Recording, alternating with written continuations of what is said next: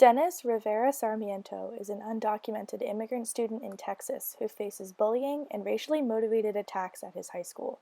After another student had attacked and shouted racial slurs at him, Dennis was charged with assault for defending himself, arrested by campus police, sent to county jail, and then 3 different immigration centers.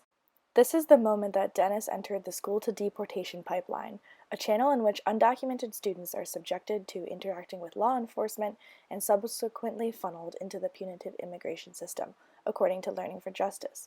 This pipeline is extremely dangerous for undocumented students like Dennis who deserve to be educated, not deported. Ideally, schools should be a place in which all students feel safe and learning can occur.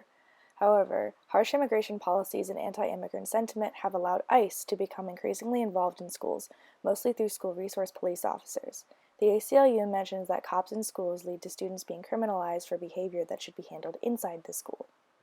Let's take a closer look at Dennis's case. After he defended himself from another student, he was charged with assault. This will show up on his record, making it nearly impossible for him to apply for immigration status or citizenship.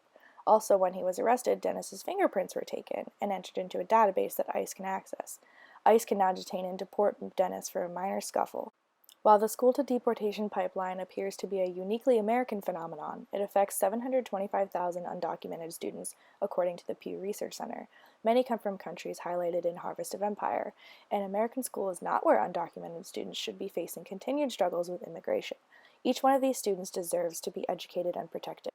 In order to protect undocumented students, educators need to know the difference between ICE warrants and arrest warrants, utilize the federal school privacy law called FERPA, adopt restorative justice practices, and protest the presence of police officers in school.